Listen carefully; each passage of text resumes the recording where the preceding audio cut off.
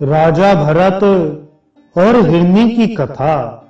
श्री मैत्रेय जी बोले, हे भगवान, मैंने पृथ्वी, समुद्र, नदियों और ग्रहगण आदि की स्थिति के विषय में जो कुछ पूछा था सो सब आपने वर्णन कर दिया। उसके साथ ही आपने यह भी बतला दिया कि किस प्रकार यह समस्त त्रिलोकी भगवान विष्णु के ही आश्रित है और कैसे परमार्थ स्वरूप ज्ञान ही सब में प्रधान है। किंतु भगवान, आपने पहले जिसकी चर्चा की थी वह राजा भरत का चरित्र मैं सुनना चाहता हूं। कृपा करके कहिए।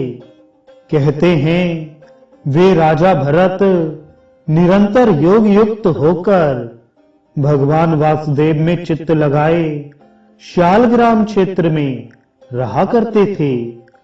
इस प्रकार पुण्य देश के प्रभाव और हरि चिंतन से भी उनकी मुक्ति क्यों नहीं हुई, जिससे उन्हें फिर ब्राह्मण का जन्म लेना पड़ा। हे मुनि श्रेष्ठ, ब्राह्मण होकर भी उन महात्मा भरत जी ने फिर जो कुछ किया वह सब आप कृपा करके मुझसे कहिए। श्री पराशर जी बोले, हे मैत्रेय, वे महाभाग पृथ्वीपति भरत जी भगवान में चित्त लगाए चिरकाल तक शालग्राम क्षेत्र में रहे। गुणवानों में श्रेष्ठ उन भरत जी ने अहिंसा आदि संपूर्ण गुण और मन के संयम में परम उत्कर्ष लाभ किया। हे यज्ञेश, हे अच्युत, हे गोविंद, हे माधव, हे अनंत, हे केशव, हे कृष्ण, हे विष्णु, हे ऋषिकेश, हे वासुदेव, आपको नमस्कार है। इस प्रकार राजा भरत निरंतर केवल भगवत नामों का ही उच्चारण किया करते थे। हे मैत्रेय, वे स्वप्न में भी इस पद के अतिरिक्त और कुछ नहीं कहते थे और ना कभी इसके अर्थ के अतिरिक्त और कुछ चिंतन ही करते थे। वे निसंग, योग युक्त और तपस्वी राजा भगवान की पूजा के लिए केवल समिध, पुष्प और कुशा का ही संचय करते थे।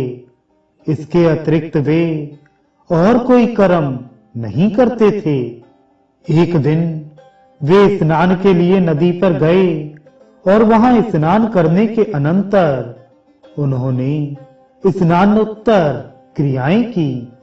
हे ब्राह्मण, इतने में ही उस नदी तीर पर एक शीघ्र ही बच्चा जनने वाली प्यासी हिरणी वन में से जल पीने के लिए आई।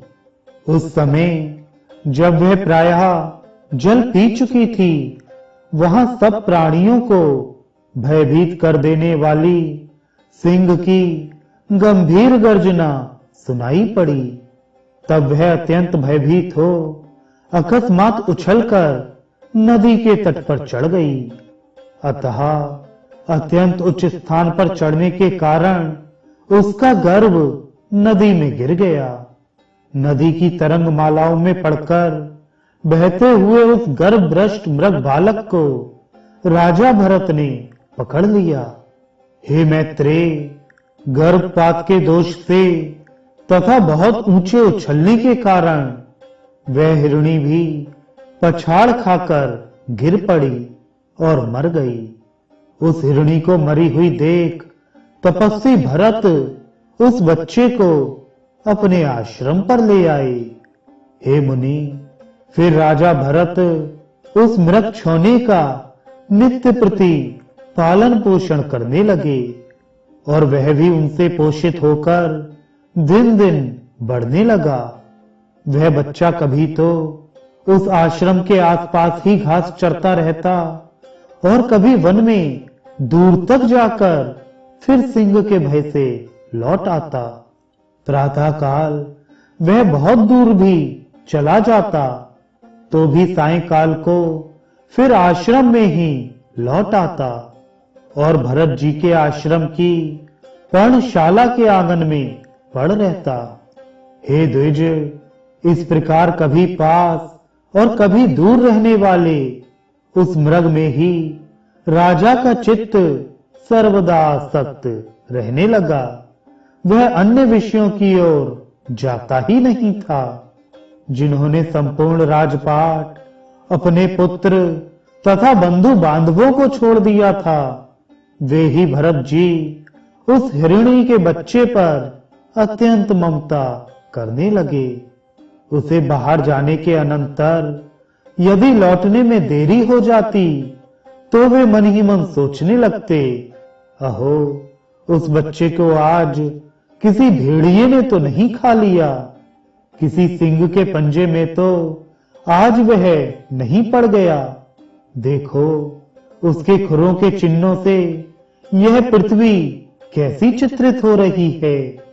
मेरी ही प्रसन्नता के लिए उत्पन्न हुआ वह मृग छौना ना जाने आज कहां रह गया। क्या वह वन से कुशल पूर्वक लौटकर अपने सींगों से मेरी भुजा को खुजलाकर मुझे आनंदित करेगा। देखो, उसके नवजात दांतों से कटी हुई शिखा वाले ये कुश और काश शिखाहीन ब्रह्मचारियों के समान कैसे सुशोभित हो रहे हैं। देर के गए हुए उस बच्चे के निमित्त भरत मुनि इसी प्रकार चिंता करने लगते थे और जब वह उनके निकट आ जाता तो उसके प्रेम से उनका मुख खिल उठ जाता था। इस प्रकार उसी में आसक्त चित्त रहने से राज्य, भोग, समृद्धि और स्वजनों को त्याग देने वाले भी राजा भरत की समाधि भंग हो गई। उस राजा का स्थिर चित्त उस मृग के चंचल होने पर चंचल हो जाता और दूर चले जाने पर दूर चला जाता। कालांतर में राजा भरत ने उस मृग बालक द्वारा पुत्र के सजल नयनों से देखे जाते हुए पिता के समान अपने प्राणों को त्याग दिया। हे मैत्रेय, राजा भी प्राण छोड़ते समय स्नेहवश उस मृग को ही देखता रहा तथा उसी में तन्मय रहने से उसने और कुछ भी चिंतन नहीं किया। तदनंतर उस समय की सुदृढ़ भावना के कारण वह जम्बू मार्ग के घोर जन्म में अपने पूर्व जन्म की स्मृति से युक्त एक मृग हुआ। हे द्विजोत्तम, अपने पूर्व जन्म का स्मरण रहने के कारण वह संसार से उपरत हो गया और अपनी माता को छोड़कर फिर शालग्राम क्षेत्र में आकर ही रहने लगा। वहां सूखे घास फूस और पत्तों से ही अपना शरीर पोषण करता हुआ वह अपनी मृगत्व प्राप्ति के हेतुभूत कर्मों का निराकरण करने लगा।